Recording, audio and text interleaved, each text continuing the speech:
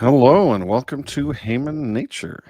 I am Adam Heyman, and that smiling gentleman is Tyrone the Porcupine Hobo. How you doing, man?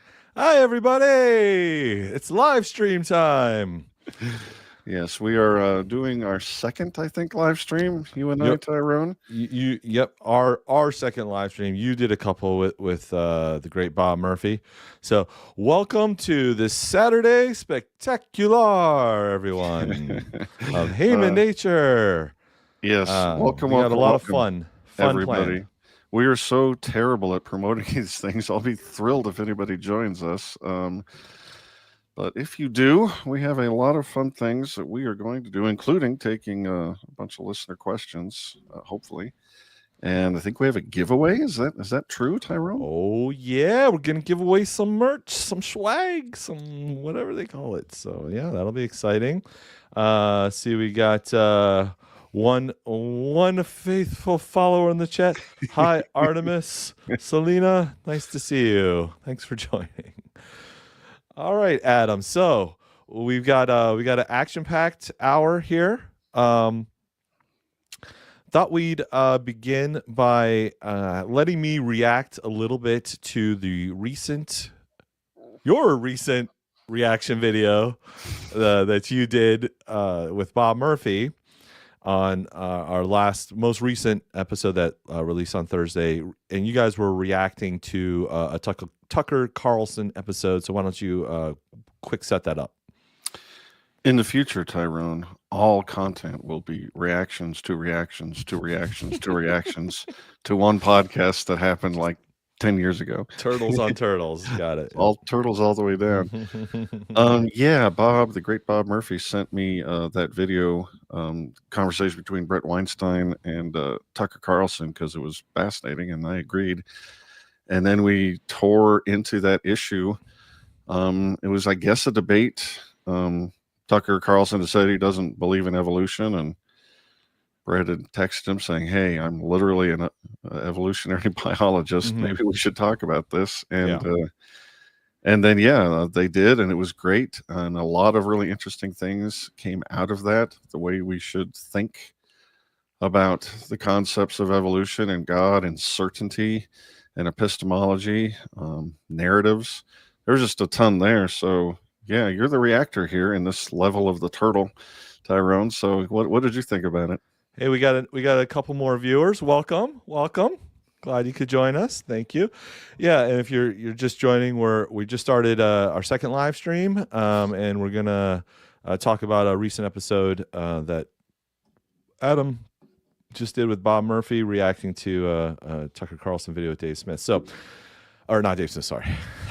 So many of these reaction videos, and Yeah, maybe that's next week. Yeah.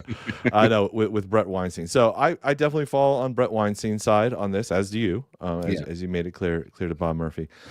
I feel like I have failed in perhaps properly expressing my viewpoint. And I know at one time, Adam, you and I were gonna set up this quasi debate where we were gonna sort of reenact the debate that David Friedman had with Gene Epstein on the non-aggression principle and whether, that was logical or was useful or whatever. And you were more on the side of Gene Epstein, sort of the natural right side, which is where Dave Smith is, which is where I think that name popped into my head when I was saying that. So there's this very sort of natural rights branch of libertarianism, philosophically speaking. And then there's the David Friedman, Stephan Kinsella, Hans Hermann Hoppe side, which would say, and this side I'm on, all that natural rights theories is bunk and illogical and shouldn't even be considered. And here's why. And that's sort of what the debate is. And it's fun to have these intra-libertarian debates, right? Where we can just argue about philosophy all day long and while we complain about how high taxes are and don't do anything except armchair quarterback. So there's one point in the video where Tucker just sort of exasperates to Brett Weinstein that, well, if there is no God and what you're saying is right and it's all evolutionary, then all morality is just preference. And he's like, what? And he scoffs at it and like dismisses it out of hand as if that's obviously wrong or bad. So I just wanted to take because I was kind of hoping you and Bob would delve into that a little bit more or flesh that out a little bit more.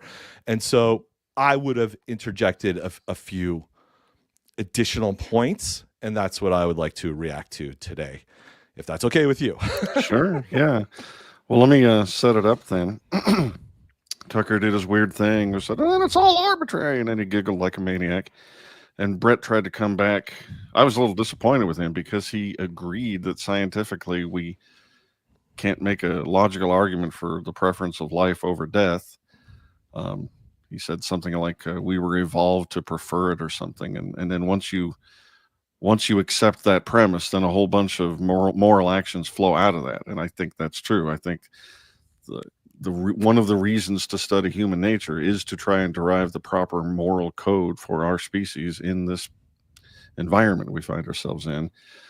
But I was disappointed, and I mentioned it to Bob. I think they could have used an economist there, because over the course of all these millions of years, there is a if you take a poll, demonstrated preference, just every time any organism has had a choice, choose life or choose death, in 99.999 cases they choose life.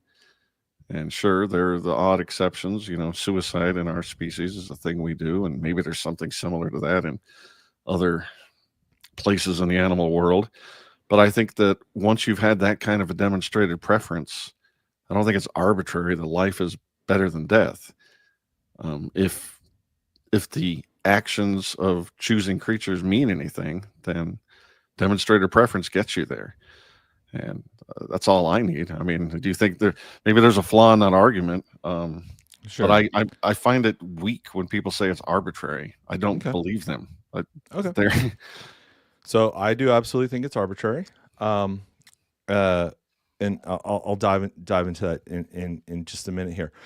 But this all goes back to the human is-ought gap problem. And we've talked about that. I'm not going to insult our viewers and listeners. I'm going to just presume everybody understands what that is.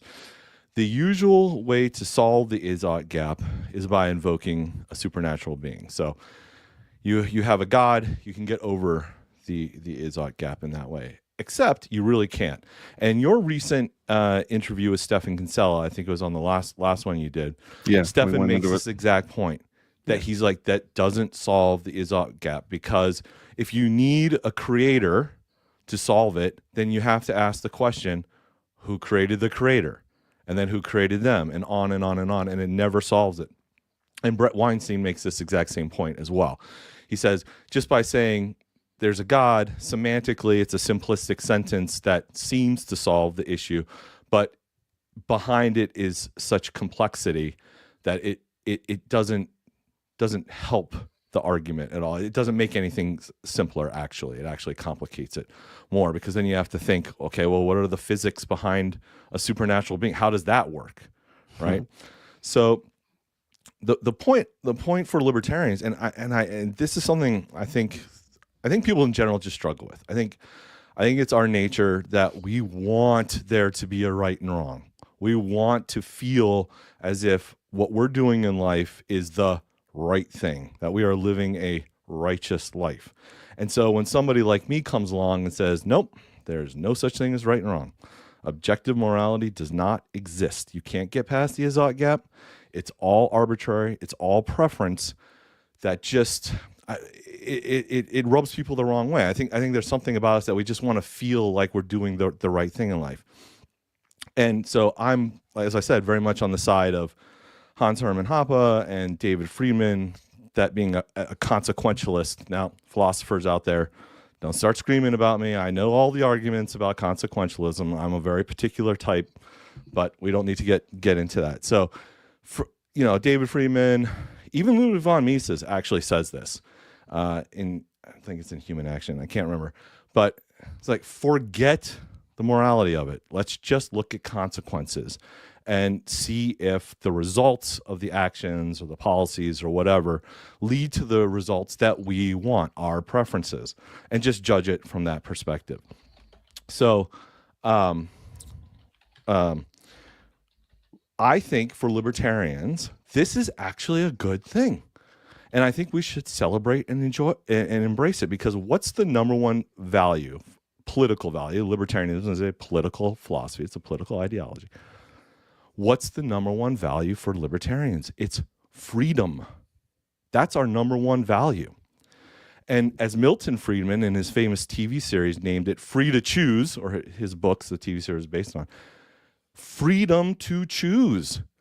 And if I don't have a choice in my morality, if there's a God that just says, thou shalt honor thy mother and father, thou shalt not use the Lord's name in vain, thou shalt not do this, thou shalt not do that, and I have no choice about it, I have to do it, whether I want to or not, I have no freedom. So for me as a libertarian, I want maximum freedom. I believe I have free will, and I want to be able to choose what is right and wrong for me. When it comes down to it, all morality is, I think if we just replace the word morality with just code of ethics, people would understand that a lot better. All morality is a personal code of ethics for how you're going to live your life based on the goals you want to achieve. And so to go back to your statement, it's obvious that life has a demonstrated preference of wanting to survive and live. That's not true. That's true for a plant. A plant has no free will. A plant has no choice but to take actions to move towards the sun to live. But a human being does. And human beings every day demonstrate their preference for death by committing suicide or by promoting socialism or whatever. So the fact that people choose those things proves to me that there isn't a demonstrated preference for life. That's my argument. That's my reaction. Now you can react and slam me and call me an idiot and kick me off the show if you'd like. Oh, I would never do that. I just think the refutation is in the numbers. Again, 99.999% of the time we choose life. I don't think that's an accident. But that 0.1% means it's not objective. It's not absolute. There's no objective morality that you can choose. As I said to Bob, I think the search for absolutes is an error. I think that's why a lot of people reflexively want a God. I think Tucker Carlson displays this. That's correct. His psychology desperately needs certainty, and he thinks he can only get that in multiple dimensions with an omnipotent, omniscient, ever-existing creator. But I don't think that's the case. I don't have any evidence that such a being exists. That doesn't mean I think morality is 100% arbitrary. I think it exists. It is objective, at least in broad strokes. Like it wouldn't tell you what flavor of ice cream to eat or whatever, but it will inform you that in general, strangling your infant child is bad and nurturing it is good. And I think that morality and that way of living, our social norms, they need to be discovered. I think our species is not given morality handed down to us on clay tablets or whatever. It's something we have to figure out for ourselves, and we're going to make errors. And those people advocating socialism, they didn't think they were committing suicide. They had a mental error and a lust for power and whatever other psychological defects they had, but they thought they were making life a better place. But you do acknowledge people choose death consciously. Oh yeah, absolutely. For various reasons. So for various reasons, it's like most truths in this world, because I don't believe in divinity. These things are not absolute. They are just very, very, very, very, very strong tendencies. Right. So there are exceptions. Yeah, but the exception proves the rule, kind of, and the rule is you can't get past the Azog gap. End of story. Which means there's no such thing as objective morality. Sorry, Ayn Rand, you were wrong. You had metaphysics and epistemology right. You missed the mark on ethics, unfortunately. But the way past that is to just say, I don't care, right? So Stephen Kinsella will say, fine. Or actually, this Hans Hermann Hoppe, we'll just sidestep that. Forget all that. Why do we even care? I just got a text from our special guest. I believe he's going to be joining us. Let me just give him a message back. The way is just to sidestep and say, fine, we admit it. Azog gap is unbroachable. Okay, who cares? Now let's just move to since then. Since we've chosen to live and you haven't committed suicide, so you've made the choice to live, then that means there's certain things you have to do to pursue that goal. So objectively speaking, now we can get into objective ethics once we're willing to just take that first step. And Brett Weinstein made this point. I just don't think he made it clear enough to Tucker. But so, for example, since I've chosen life, well, then I should drink water. I should eat food, because those actions consequentially lead me to life. And that's what we mean by consequentialism. So if you want to be a firefighter, it would be morally wrong for you to go to nursing school, because that action does not get you to your goal.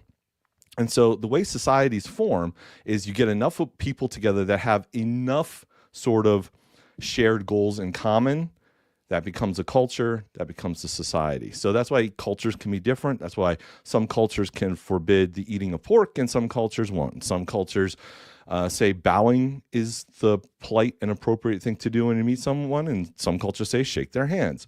Whatever the case may be, once you've decided what you want, what your preference is, and you get enough people in the same group together that share the same preferences, then you form a society. And that's and then what I think happens is you get in this bubble, and you sort of see your society as the right one, and you therefore think other societies must be evil or wrong because they're different from you. How could they be different from you? My society is obviously the right one to be in. So Yeah, I'm not a relativist like that. I do think some societies are better than others, and the proof is generally in the pudding. But again, you're only using the word better because it's better for what you want to see, your preference to see. Right. Go back to that baby thing. Suppose you prefer killing babies. I mean, that's a psychopathic person, and I would consider them evil, but I can't objectively say that they're evil. I can say, based according to my morality that I've chosen for my life, that action is evil, and I would consider that person evil. But I have to preface it with that big long sentence. You understand? I totally do. I'm trying to think of the root of the difference between us, and maybe it's that desire for certainty. Like a lot of logicians want everything to be really clinical and be tidy and get summed up in a mathematical or a logical proof. And again, I don't think omniscience is given to our species. Heyo! Hey, James. I think we have to figure things out, but that doesn't mean it's not objective. Welcome. Well, thank you. Can you guys hear me okay? Yeah, we can hear you. Oh, great. I'm using these Beats headphones, and Beats is kind of like the generic brand of Apple headphones. So I never know if they're working or not. That's okay. So folks, if you are having a little trouble with the audio, I will clean this up in post, and we'll publish it as a regular episode. So, but yeah, James, you sound fine enough for now. Were you watching along to our discussion and all? Yeah, I've been watching for a few minutes. I think I texted you at quarter after the hour, and I was watching for about 5 minutes before that. Great. Well, we were just reacting a little bit to the latest Tucker Carlson video that he had Brett Weinstein on. Did you by chance happen to catch that? No. Oh, okay. Although I would have if you had given me homework. I asked you what topics we were going to be talking about. You said you're shooting the breeze. I just thought of it this morning. Yeah. That's my bad. Adam and Bob Murphy just did an episode together reacting to that, and I gave a little reaction just now to that as well. But the reason why I wanted to bring you on, James. Hey, Adam, how do we get rid of that overlay? You press buttons. I'll figure it out. It's probably in your sidebar. Yeah, it is. I'll find it. I will say that Tucker Carlson is basically the person I politically align with the most these days. So I'm probably on his side, although I do like Brett Weinstein, and I bet you there's probably Weinstein probably has a more nuanced position on the matter. It was an evolution whatever the versus, matter even is. Yeah, it was an evolution versus, creation debate, basically. So. It wasn't really a debate. It was a conversation. Yeah, I mean, a conversation, sure. Brett clearly wanted to establish a meeting of the minds and he made much more compatibility arguments than you're wrong arguments, which I really appreciated. Yeah, I'd like to listen to that then, because I respect the hell out of both of those guys. Well, James, the reason why I wanted to bring you on for our second ever only live stream episode as our first special live guest, James, you should feel very, very honored for this. Well, I do. Is Thanks. because you were the one that introduced me and Adam. Yeah, that's true. So you are the reason for this train wreck existing on the internet. Congratulations, the world hates you. So anybody who has any complaints, now's your time to lodge them. Oh, don't sell yourself too big there, Tyrone. The world has never heard me. So what's new in James's world? You active in any political scenes right now? And I know you had taken a step back from all that. Yeah, I'm not active in any scenes right now. My partner and I are purchasing a print shop down in Edina, Minnesota. Nice. So that's kind of my big thing. But I will say that what led to this like entrepreneurial venture was pretty profound and aligned really well with sort of the change in worldview that I've sort of experienced since 2020-ish. Okay. I'm much more like legacy focused, I guess. And I don't have kids, and I'm never gonna have kids. But I do have some nieces, and Andrew, my partner, has a niece and a nephew, and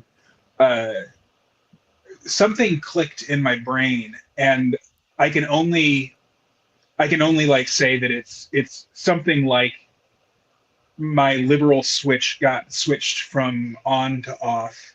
Okay. So now I'm kind of like the post-liberal, like, Orrin McIntyre or whatever guy. Adam, actually, last time I was on the show, we talked a little bit about this, and it's only flourished more.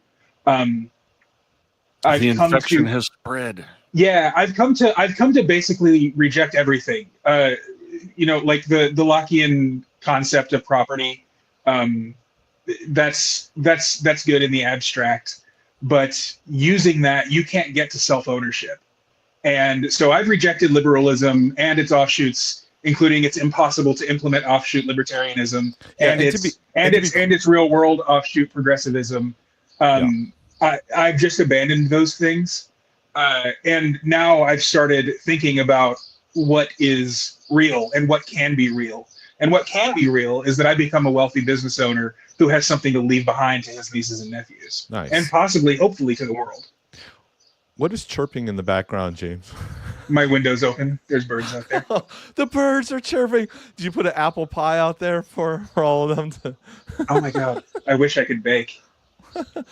When you say liberalism, do you mean classical liberal? Is that the way you're using the term? I do not make a distinction between the different forms of liberalism. The liberalism of John Locke is identical, and the natural progenitor of the liberalism of Kamala Harris. The one led directly to the other. There's no difference between the two. I completely agree, because Locke's great mistake was adding in the labor theory of value, which really gave rise to communism and everything else. I don't think so. No? I mean, if it did give rise to communism and everything else, that's fine. Those are just yet more offshoots of liberalism. The idea of individualism, of I own myself, and therefore XYZ things follow from that. That premise, the axiom on which liberalism is based, is flawed. Okay. So I believe that, like, since the Protestant Reformation, we've been living in a dark age. Like human progress paused. Technological progress, didn't. Although who knows what technological progress might have looked like had we remained civilizational and not individualist. But we don't know that. And what I think right now, what we're emerging back into is civilizationalism. We're going to get back away from globalism, which everyone recognizes now was a failure, whether they're a Marxist, post-liberal or a conservative post-liberal. That's why there's only two sides now. The Democrats are shaking out the boomers, who are the last liberal generation, and going full Marxist. The Republicans are shaking out the boomers, the neocons, who are the last liberal conservative generation, and we are entering something new. And it's the post-liberal age, it's the postmodern age, it's whatever you want to call it. The Protestant Reformation and its Enlightenment and its various and sundry liberal revolutions that happened throughout the world and destroyed civilizations in favor of globalism over the course of a few centuries has come to an end.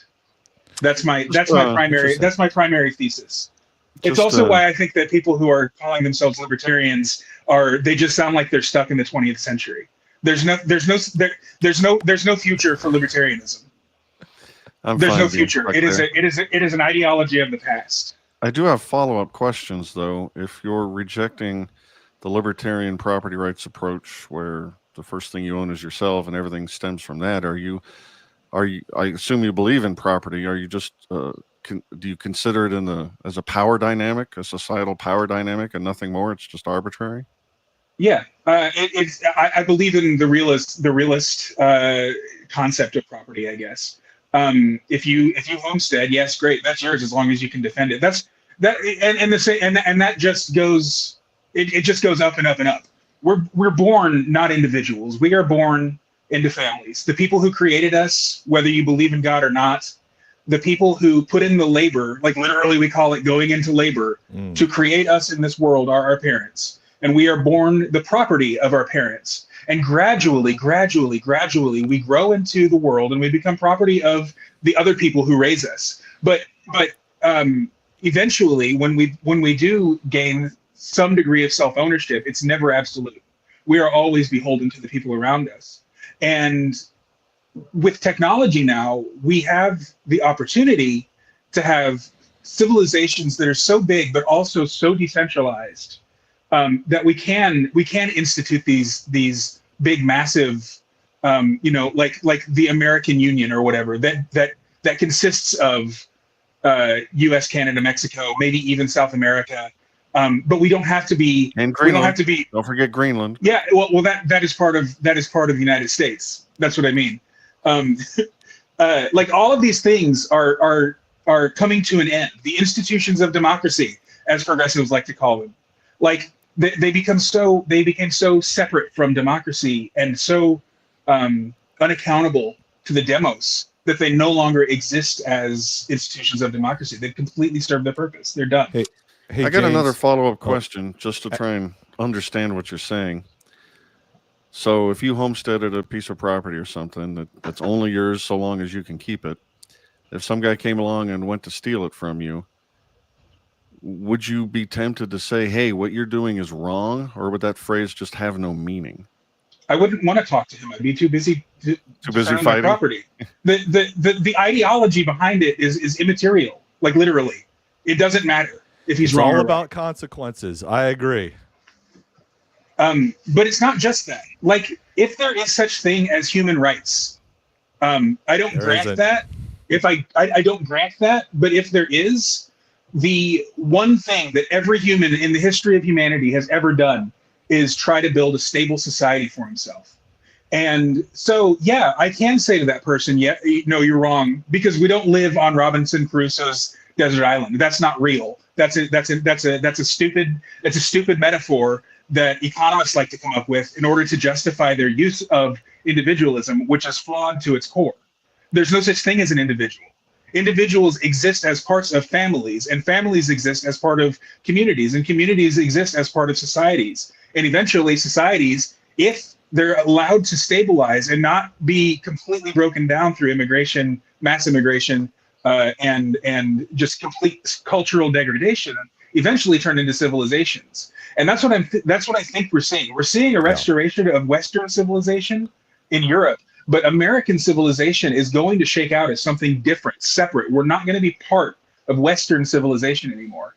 And I have lots of like political / religious theories as to what that's going to look like, but those are just predictions in fiction, and I might actually write a novel. So Yeah, I like what you're saying there, James, and I think I'm mostly agreeing with you. I want to read a couple of comments in our chat here.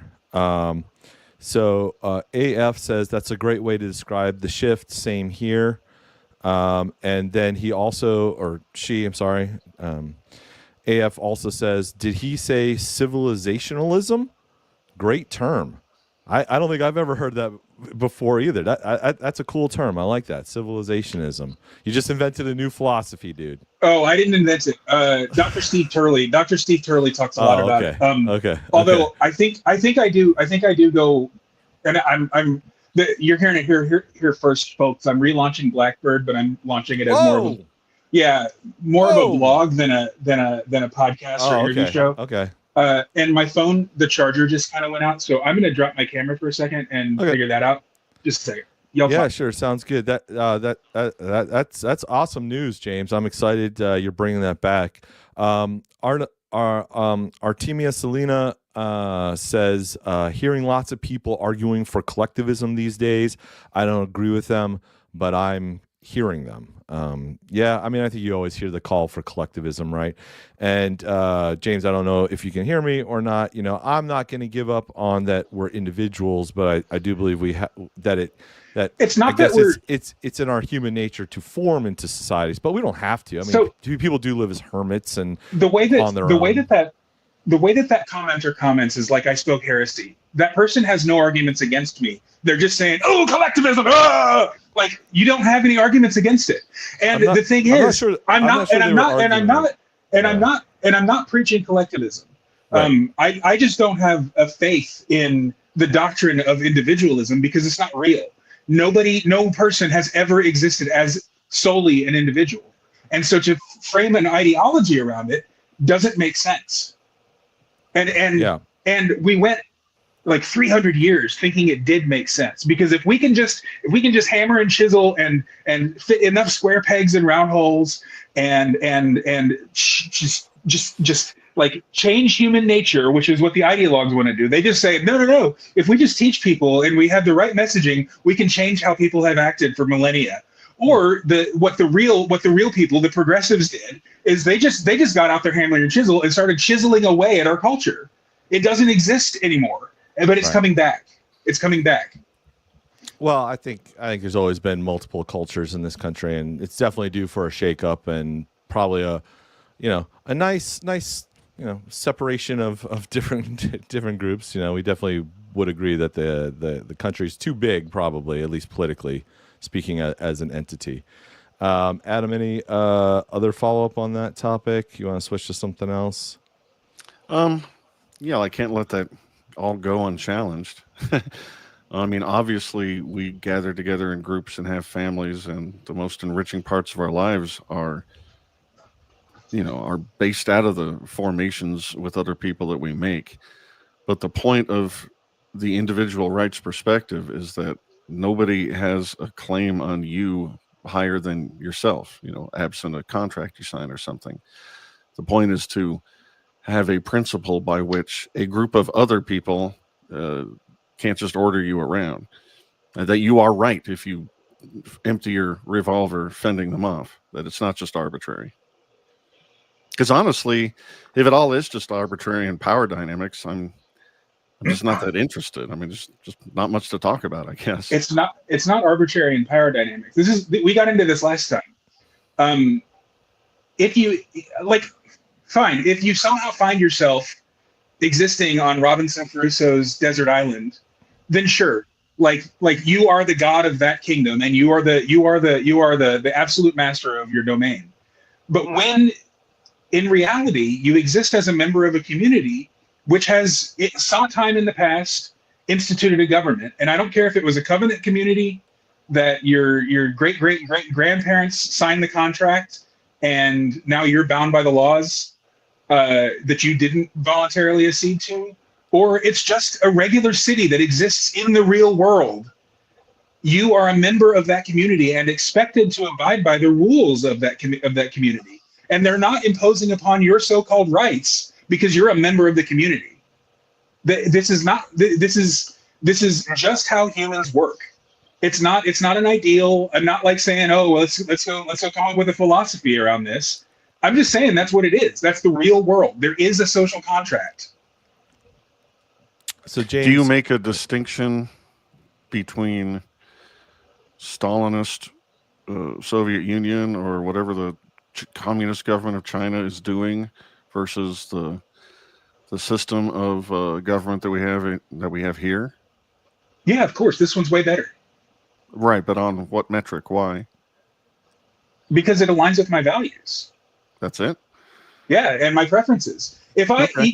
the people, the Russians, the Russian civilization and the Islamic civilizations are much more authoritarian than we are. They like having their dictators. They always have, and maybe they always will. But if they don't, if it ever comes a point where they don't like their dictators, the people, and not the United States, and it's certainly not Murray Rothbard's books, is what's going to cause that to happen. Because people institute governments. That's the other thing. So when I say the end of the age of liberalism, I mean a lot more than just the ideology. It's the end of the nation state. We're no longer going to be conflating our governments with our people. A nation is a people occupying a place. It's not their government. It has nothing to do with their government. I am all for abolishing the nation state, but you're starting to sound like an ANCAP now. Sure, I absolutely believe in nations by consent on paper, but that's not how it works in real life. Nations by consent. I mean, yeah, maybe it does happen in real life because you can always have a revolution, but you're not going to say, all right, we declare this because Murray Rothbard said so. No, you're going to have to fight for your nation. Why not? Because ideas are the things that move people, and people move worlds. You don't think ideas move people to revolution? So, sure, but no government's going to say, yeah, let's go ahead and institute Rothbardianism. That's ridiculous. But the reason it might fall. It might fall, and then communities can arise, or it might, or the people can take up arms and incite a revolution. But you're never going to have a government saying, "Oh, I read this book." That doesn't happen. That's not how governments work. Yeah, but that's not what you said. You said the books are meaningless. But I think the books fill people's head with ideas, and that's why we kicked the British out of this continent, because a bunch of people got the idea of freedom, and they got that from a pamphlet or a book. That's fine. I'm not saying that the books are worthless. I'm saying that they're meaningless in real life. Okay. You can have ideas, but they only exist in your head until they're actually implemented, and they're never implemented peacefully. And that's my ultimate end. I just want peace. I don't care if it's my ideal society or not. As long as it's well ordered and people aren't at each other's throats, great. I'll settle for a little authoritarianism. So if you were around in 1775, you would have said, no, don't do it? No, if I were around in 1775, it might have been different circumstances. I can't put myself in their shoes. Just like I can't put myself in the Gazans or the Israeli shoes. You know, like I have no opinion on those things. I am thankful that my predecessors, my ancestors, not my ancestors, I'm by no means a first generation American, but not first generation. I don't go back to the founding. You're not a true blood. Blue blood, yeah, whatever they call it. what I did, I mean, I appreciate what they did in settling this continent and civilizing it and creating, planting the seeds for a civilization to come out. I think now is like we have for the past 200 and almost 50 years, we've seen the shoots of a civilization coming up out of the soil, that substrate. So like the substrate was there. That's what liberalism was, but it wasn't growth. It wasn't progress. It was just dirt. It was compost. And civilizations grow up out of that compost. And that's what we're seeing right now. We're seeing the American civilization emerging from the liberal compost. And that's why I don't regret the years and years and years that I spent as a libertarian, but the 20th century and with it the entire liberal age ended in 2016. They tried to revive it. Why 2016? Because that's when the populists all started rising up all over the West, Europe, America. It's when you saw Viktor Orban. It's when you saw Brexit. It's when you saw Trump. All we all collectively, and yeah, I'm using that word. We all decided, no, This has failed. We are Where do no you- longer where do you living in think this that- paradigm. Where do you think that came from simultaneously in all these places at once? I think it was a reaction to immigration. Yeah, it was a reaction to mass immigration and the homogenization or the attempted homogenization of our cultures.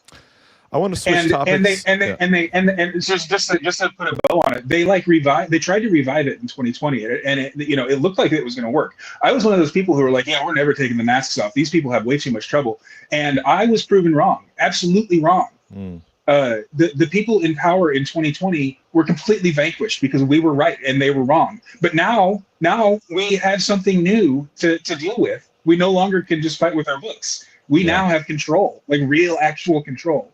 And that's why, like, while I admire Rand Paul and Thomas Massey for standing on principle on this big, beautiful bill thing, I'm like, look, man, just give it a chance, And if it fails, great. At least we tried something that was post-liberal. All right, change your subject. Yeah. Have you seen the movie Top Gun Maverick? Dang it. No, I haven't. Sorry. Adam and I disagree on this. I'm going to leave it. I'm going to put in the chat, guys. Okay. Adam, do we, you're monitoring the X account. We got anybody on X I've got the YouTube account. We've got AF and Artemia Selena in the chat. I'm going to put it this way, guys. Here's what we want you to answer in the chat. Adam thinks that Top Gun Maverick is an awesome movie, and I think it's a pile of flaming garbage. Guys in the chat, ladies in the chat, which is the right answer? No, clearly. I've heard good things about it. It's an excellent movie. It's awful. What I mean, support your position. Why is it good or awful? If you haven't seen the movie, to me it's just sort of like they're trying to relive old glories or whatever, and they just don't do it very well. Don't have to go into a huge analysis about it. But what the print shop you're opening? Are you guys gonna be printing T-shirts at all? Is it that kind of print shop? You're doing more like big graphics? We're doing pretty much everything. So like I think something like 65% of the business is shopped out. At this point, we're buying a successful shop, so we don't have to start from scratch. And it's kind of small. Go ahead. The reason why I asked if you make T-shirts is because, folks, we're giving away a free T-shirt to one lucky viewer, one of the folks in the chat. So I've got 2 here on YouTube. Adam, we got anybody over on X yet? I'm too much of a boomer to find the stream on my whatever. X account. We suck at technology. So if you aren't watching us on YouTube right now, switch over quick to the YouTube chat, and we'll give you a minute to do that. And the way it's going to work is I'm going to ask James. James, you can think of this right now. I'm going to ask James to pick a number from 1 to 100. Okay, so don't say it. Just think about it. And what I want people to do in the chat is put your best guess at the number that James is going to pick. All right, and then James will reveal the number. Closest person will get a free T-shirt, and we'll arrange the shipping of that and the size and everything that you need following this. So we'll give people a minute to migrate over to the YouTube chat and put in their best guess as a number. So again, folks, what number do you think James is thinking of between 1 and 100? So we'll give that a minute. Well, so that's exciting. I didn't know you were going to buy a business. That's fantastic, man. Yeah. Well, that's awesome. The timing was very fortuitous. Andrew and I both got laid off within months of each other. And I had already went in December of 24. I just decided look, I'm going to stop being nostalgic. I'm going to stop being resentful. I'm going to stop worrying about my past, because if we're embarking on a new paradigm, a new timeline for our civilization, then I'm going to start a new timeline for myself too. So I've lost 45 pounds. Awesome. Yeah, you're looking good, man. Thanks. 2 weeks after I made that decision, it was 1 week before my birthday, my 42nd birthday. So a week before my birthday, to the day, I just made this decision. I was firm about it. I am going to be a productive member of society and not just a awesome. a gobbler that. of goods. Well, congratulations, man. So God, what was it? It was like 3 weeks, January 6th. My boss calls me into a Zoom meeting. He's like, "Hey, you got a minute?" I get in. The HR lady's there. He's there, and he says, "All right, well, your time at this company has come to an end. Unfortunately, your position has been eliminated." And I'm like, "Wow, this is such a blessing!" Like, I had just decided that because I was working for a software as a service company. Our customers were like Google and Facebook and Netflix and like all the big companies that just don't produce anything good for society. And so I decided, no, I'm going to go work with small businesses, and really started doing a lot of research into franchising. It just so happened that Tom Woods was also putting out like a course on franchising.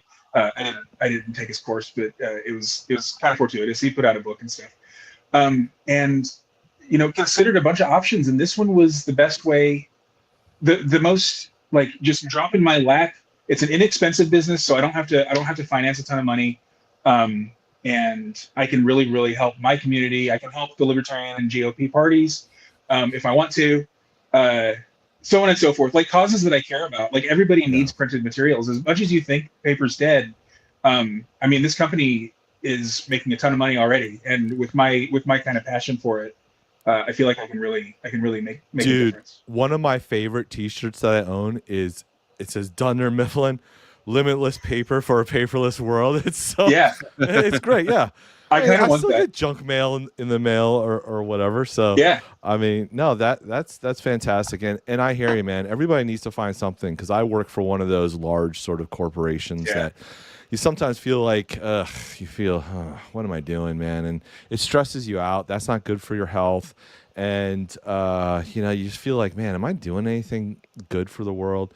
And so you've got to find something. For me, my Annette and I, we decided we started fostering dogs about a year and a half ago, and that gives us something in our life, because we don't have kids like you, and I'll do some volunteer work, occasionally at like a soup kitchen or something like that. Just you've got to find those things, like you said, in the real world, to make a difference, just for your own mental well-being, I think. Yeah, I think so. And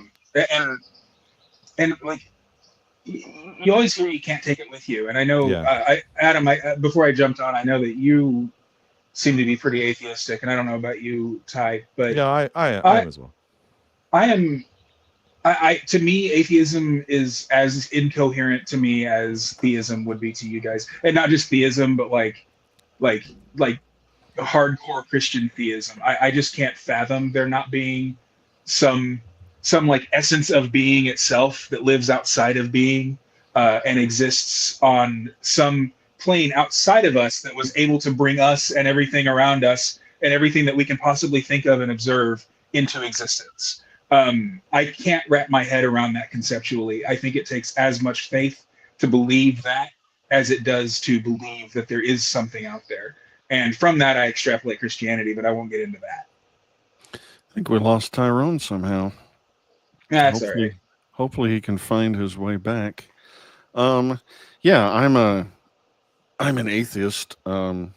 Just because when people ask me if I believe in God, I say no, and they say, you're an atheist. But it's not like it's a term I came up with myself. I just don't think there's enough evidence for the claims made by any religion, including Christianity. I also can't, rule the claim out. I'm not omniscient. Yeah, that to me feels a lot like a throwback to the liberal age. We needed evidence for everything. Like that was just part of the liberal ideology, the materialism. Like, if I can't observe it, then I must believe that it doesn't exist. We're emerging from that too. And Adam, I'm not calling you a boomer, but like you're kind of older than the emerging generation, if that makes sense. You very much fit that mold. That's why, like when we see these Tesla protests, it's all old people. Like it's these elderly boomer hippies who are now retired, and they don't have time to live in the real world. So they have all the time in the world to come up with these silly ideas, like Elon Musk is trying to usher in famously one really young fat black guy. and a bunch of old people.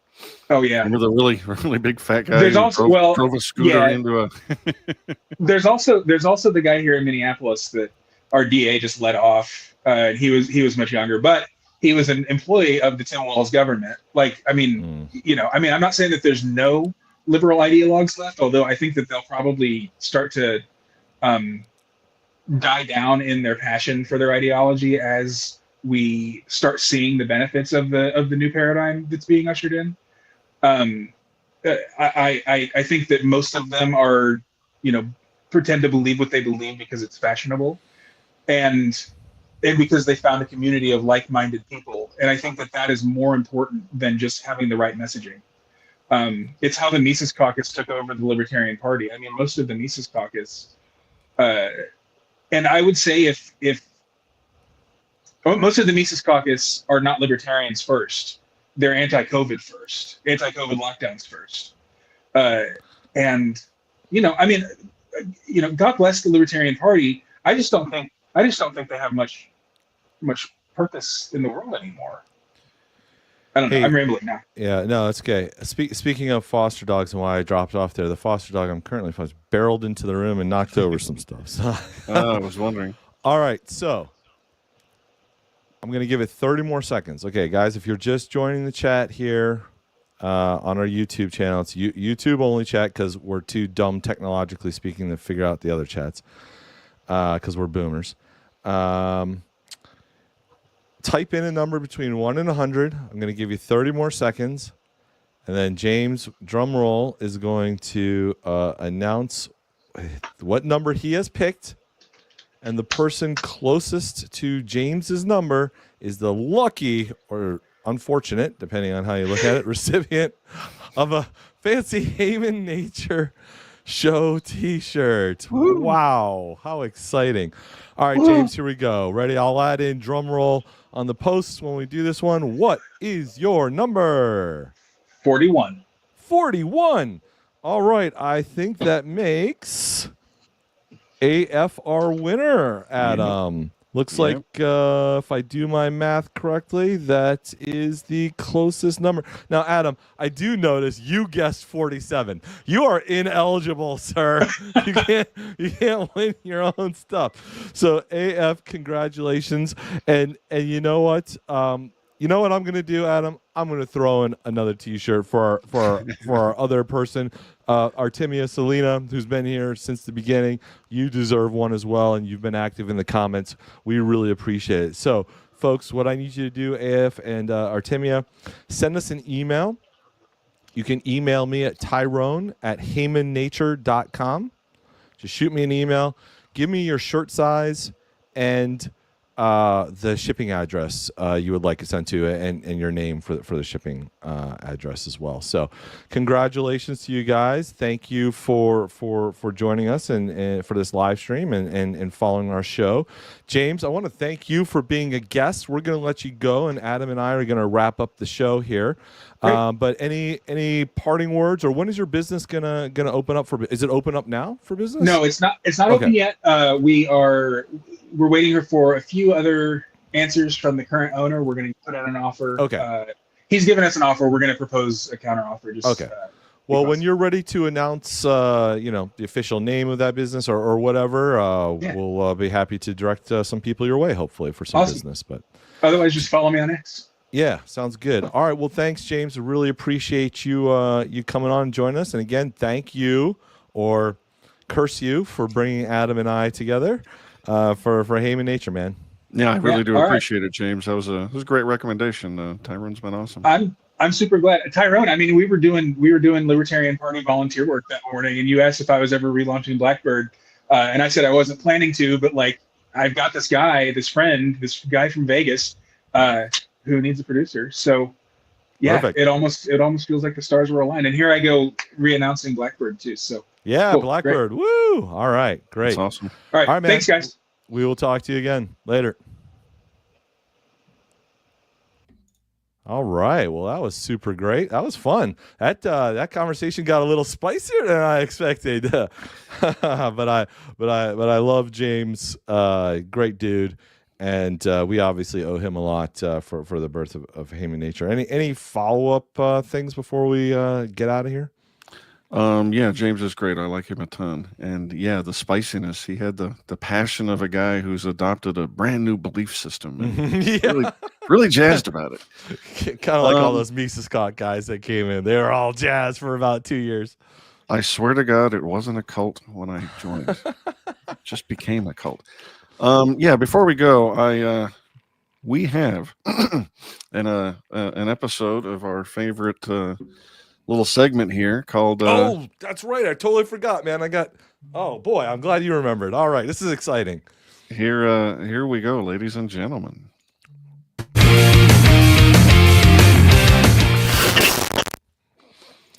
Hey Hero, your fly is down. Oh man. It relates to the conversation between Brett Weinstein and Tucker Carlson, because Dave Smith very recently went on Tucker's show and spoke about that conversation a little bit. And he said a couple of things that I do not think are right.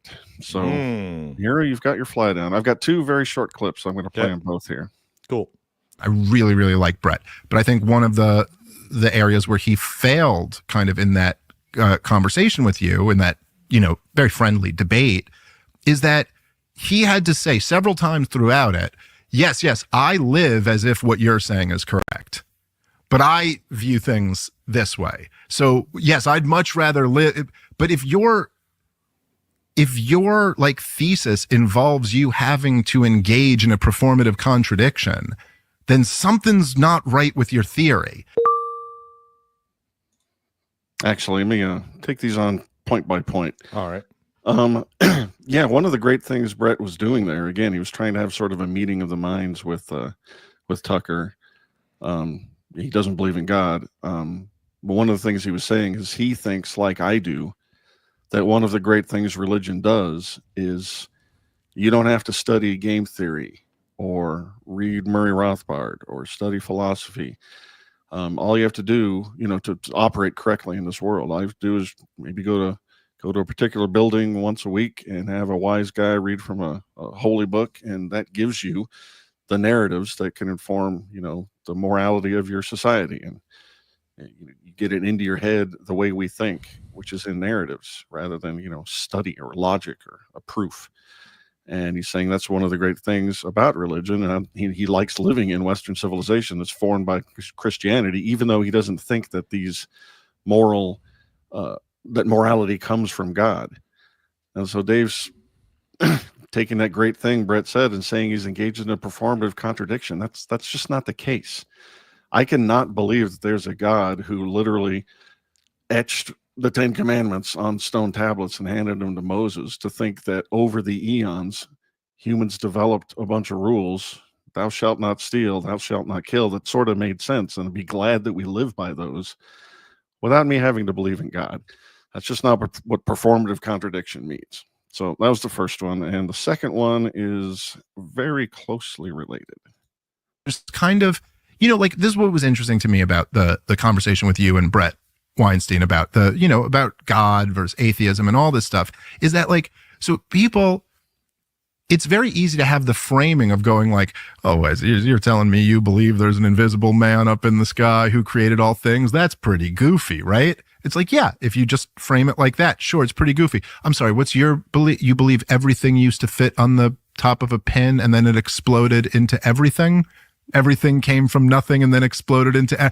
This is just as ridiculous as anything anyone's ever believed. So, like, as soon as you look at both sides and apply the same standard to both, and, there's been a...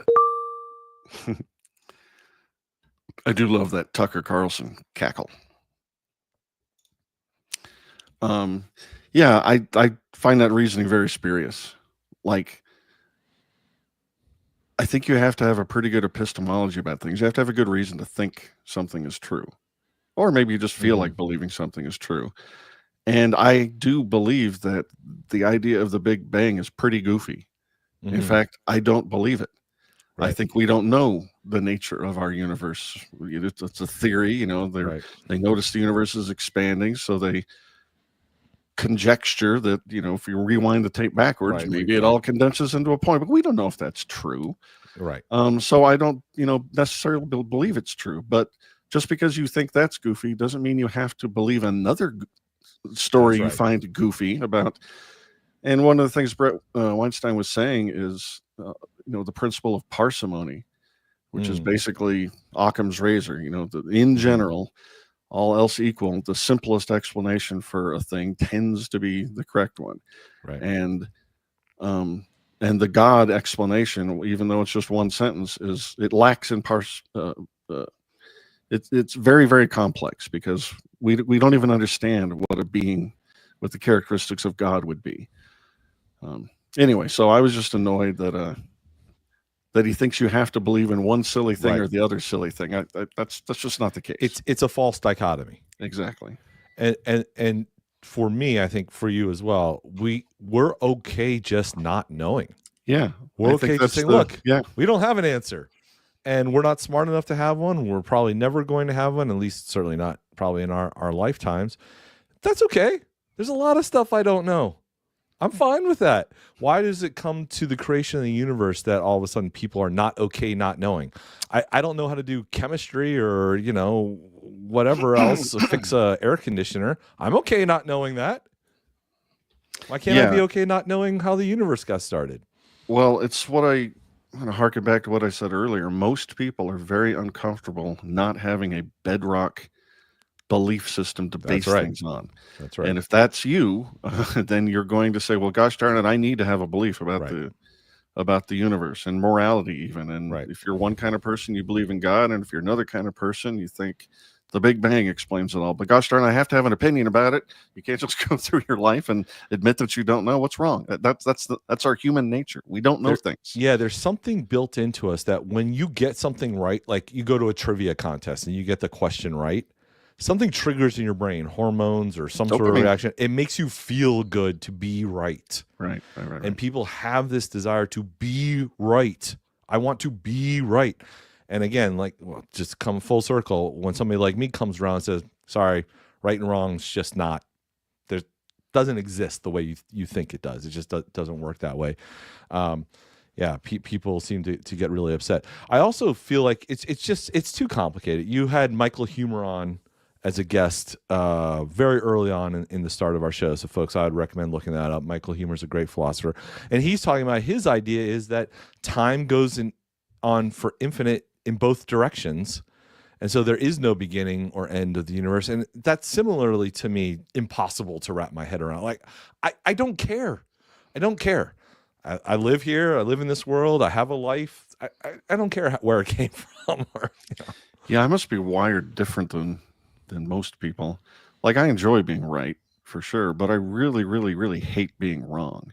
And maybe it's a function of, I played poker for a living for 30 years, and you were forced to make big decisions on the basis of incomplete information and a handful of theories. And, being wrong is costly. But I don't know. I think it has something to do with the reason that I'm so jealous about my epistemology. I don't just throw beliefs out willy-nilly. I mean, James might think it's stupid, but or boomer, or I'm locked in the 20th century. But no, I really do think you have to have reasons to believe things. Otherwise, your head just fills up with nonsense.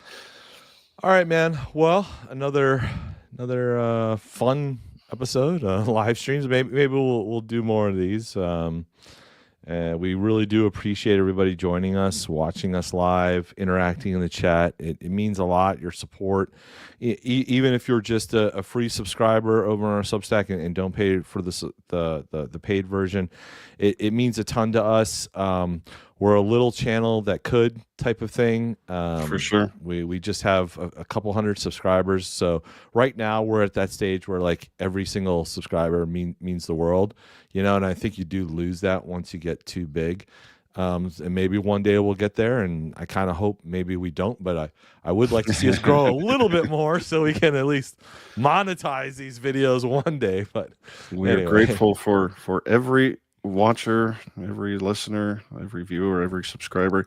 I want to respond really quick to James in the chat. He says you're describing agnosticism, not atheism. Maybe. And I can see why people think that, but I don't. Agnosticism to me implies that you're ambivalent about a thing. like the game Sunday, you know, the point spread is even between the Patriots and the Packers, and you know, I'm agnostic about who's going to win. You know, I use the word, you know, I'm agnostic about this or that, but I'm not agnostic about whether there is or isn't a God. It's a completely arbitrary claim. And if somebody comes and says, you know, is there a pink unicorn on the opposite side of the moon? I'm not agnostic about that. I don't believe it. That doesn't mean I can rule it out. Right. But I think either agnosticism doesn't mean anything or we just use it colloquially, but it's not like it's a 50-50 proposition and I can't make a determination. I've been presented with a claim there exists a deity with these attributes and I don't see any evidence for it, so I don't believe it. That's not agnostic. I'm just not making the claim that I can rule it out, because that would imply a kind of omniscience. Santa Claus exists, folks. Well, you heard it obviously. here. You heard it here Obviously. first. All right. So with that, thank you, Tyrone. Thank you, everybody that was watching this live stream. And thank you, James, for coming on and hooking me up with Tyrone. This has been awesome. And we will catch all of you next time on Human Nature.